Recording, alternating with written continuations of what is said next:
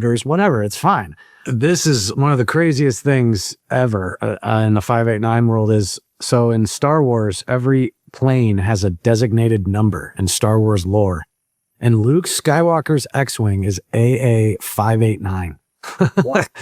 So to put that in perspective, which is so weird, is that you have this X-Wing, so a big X with 589 attached to it, that's going to take down the Death Star. And then you have Brad Garlinghouse, who has a big X with a 589 attached to it, that's trying to take down the Death Star. I mean, Swift is basically the Death Star. It's just such a good metaphor. Wow. That it's too good. It's just too good. And so the movies do a good job of hiding it. So here's an example. This is the a clip from the most recent Star Wars film.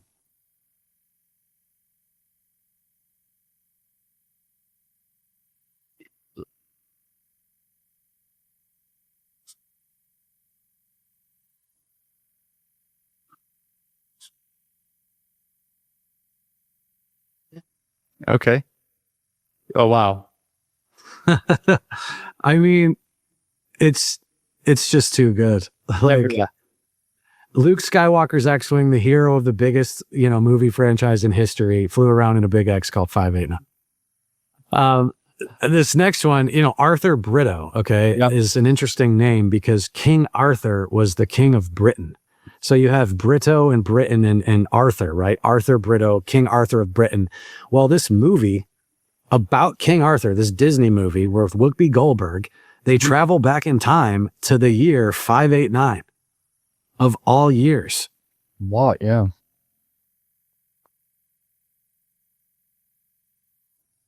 Wow. The year of our Lord 589. And even weirder, she goes back and the day that she has to escape is June 22nd, which is the day I posted the May 809 video. Like, what? So, I mean, when did this film come out? A long time ago, right? I think it was probably like 98 or something. And this is where we're going. So we're about to show you that 589 is deeper than modern crypto. It is this secret, like, we'll get there in a second, but it gets pretty crazy. And another thing, just on this archetypal commonality thing with the X and 589, like, King Arthur's sword was called Excalibur. So it's another X. It's just there's something with this X and 589 on the hero's journey. Yeah. It really becomes undeniable. This one is probably one of the craziest things I ever found. So William Shatner starred in The Curse of 589.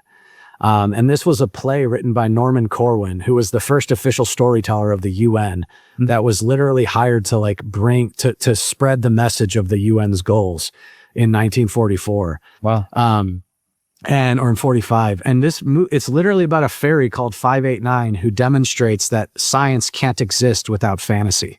Wow. It's the merging and the blending of science, of fantasy and reality.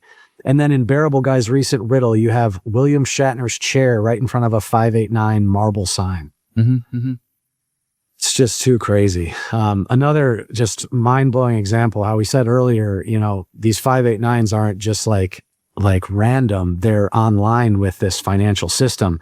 The movie Sneakers is about hacking the Federal Reserve with a device called a decoder. And in the beginning of the movie, box number 588 begins smoking. So you're like, oh, well, 588, that's not 589. Well, someone sent me that. They read the script, and the script says it was supposed to be box 589. Why? Yeah.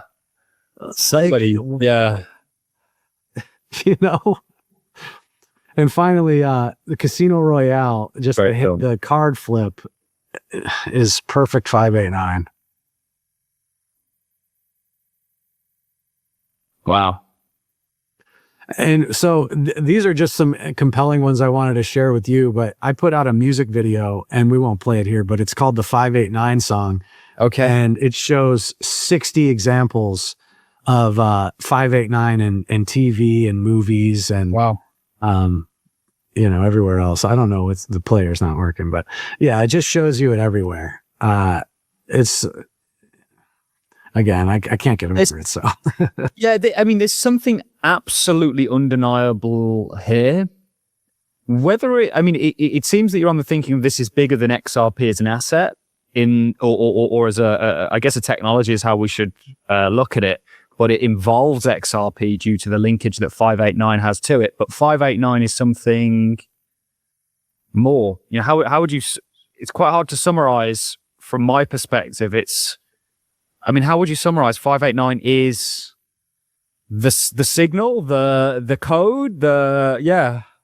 I think it starts as a signal. You see it enough, right, to want to understand it. And it's planted there by specific people. And you chase it enough to stumble on what starts to feel like sort of a more clearer path to enlightenment, for lack of a better term. Yeah. And here's where it'll get fun is like 589 is a bigger deal. Like, as you've already seen, these movies predated XRP. Yep. But so Buddha attained enlightenment in 589 BC. Oh, wow. Okay.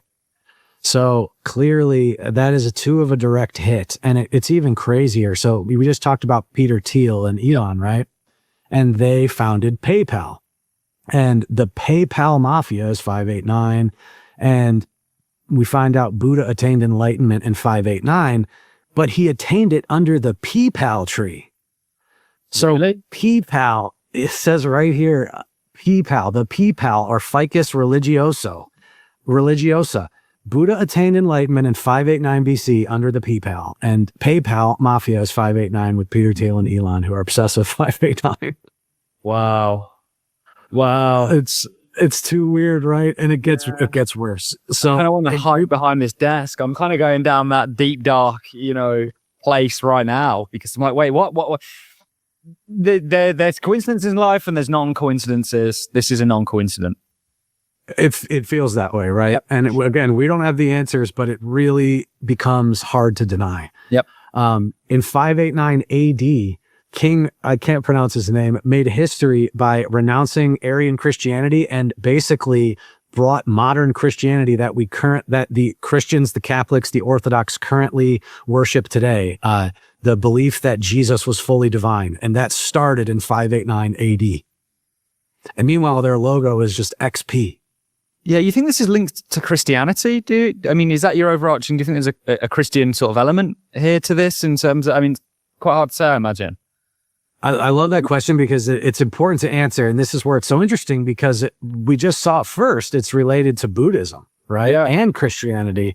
And this is where it starts to feel like everything is connected. This is what I think the ultimate realization of 589 brings you, is that things are so much more connected than they seem.